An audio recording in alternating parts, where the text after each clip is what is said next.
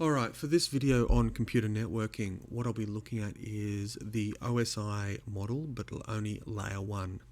In this particular case, the physical transmission media.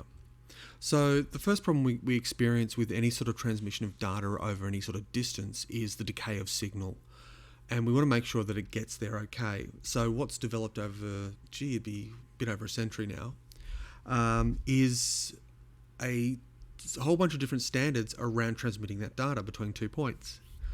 And that can be like through any sort of electrical wire or fiber optic, which is the first set listed here, which is the guided, the twisted pair, coaxial cable and optical fiber.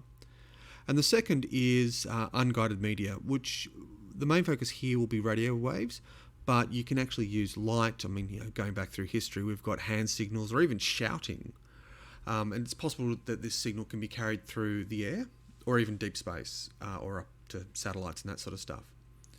So the first case is coaxial cable. And coax cable is basically just two wires. The outer wire acts as a shield for the inner wire to stop the potential, what they call crosstalk or signal degradation because there's other noise happening. So getting back to this first slide here, over here we've got the transmission media itself, and that's a bit of signal degradation because of other stuff going on. So here with coaxial cable, the first step was to shield it from potential problems. So that's why it has B, a woven copper shield that wraps around that inner core. And so it's an older standard that's still used in some places. Most of you will likely see it in old TV plugs, although more and more these days it's becoming less common because a new standard has developed and that sort of stuff. It's also used extensively for undersea cables up until I think it was the 60s at least, with fiber optic replacing it down the track. The second one that I really want to get into, which is actually really commonplace these days, is twisted pair. So the way of dealing with the signal degradation, the noise that could potentially happen from the environment, the cables were twisted together to stop this picking up a signal from somewhere else.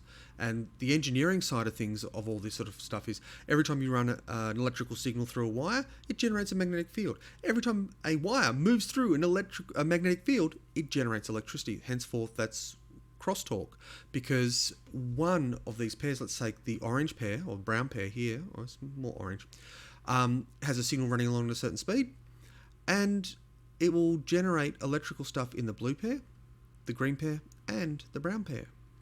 So it became a bit of a problem, and I remember back in the 80s that if you had a telephone, sometimes when you had a telephone conversation, because of twisted pair, you could actually pick up other people's conversations just as sort of a bit of a ghostly sound in the background.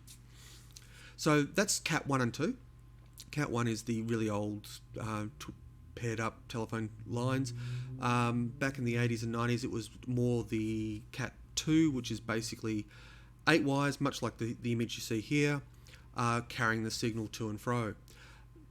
More modern standards, Cat 5, Cat 5e, Cat 6, they're common networking standards for basically wiring up SOHO networks, home networks, corporate installations, whatever you name, it's pretty much all over the place. There are Cat 7, Cat 8 standards, which are, from the look of them, more industrial kind of base standards for top-end networks, I would suspect. So getting on to Cat 5. So Cat 5 is, it is the standard that was used, is still used today. The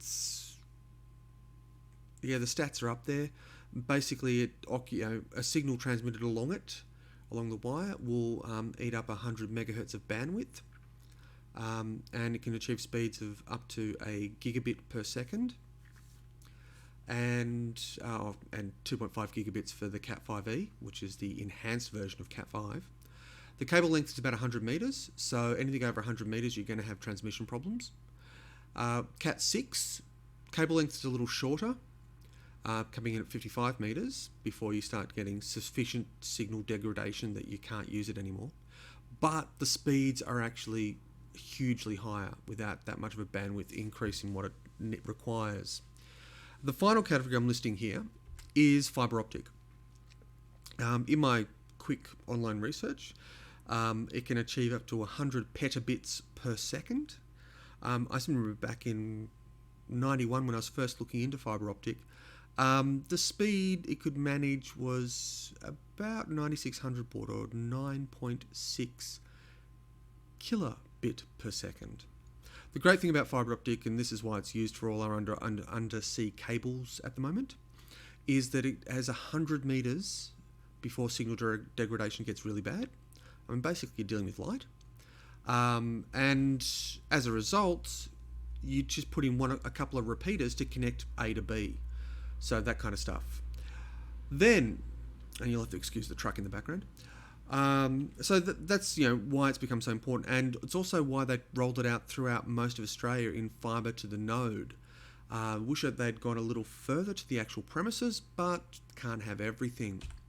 All right, next up is Unguided, and this is where we're looking at things like Wi-Fi and Bluetooth, but basically it's radio transmissions. And so Bluetooth, which is a standard that a lot of devices have, I've given the IEEE standard there, which is the international body that governs the setting of the standard for this particular technology. For Bluetooth, you're generally looking at a range of about 10 meters. I probably wouldn't personally go over that, but hey, I'm not a huge fan of Bluetooth. And I've also put down the specs for Bluetooth 5 there.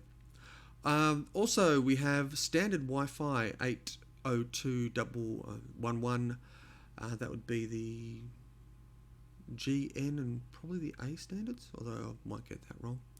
But basically, those have got pretty set bandwidths. The range is 100 meters outside and 10 to 30 meters inside, depending on which standard you look at.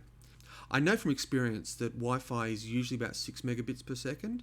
The equivalent for Cat5 would be 100 megabits per second. So you can see a definite trade-off in terms of data transmission speeds there. And that's pretty much all I wanted to talk about with transmission media. Oh, actually, no, there's two other things I should mention.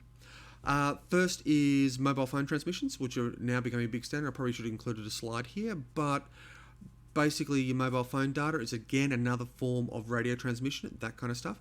And then finally, there's actually satellite as well.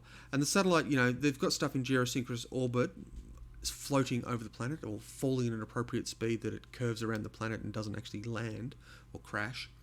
But basically, with the stuff in geosynchronous orbit, we're able to receive transmissions from it. Now, most of our handheld devices are not powerful enough to transmit to it, but the signal up there in orbit is powerful enough that we can pick it up.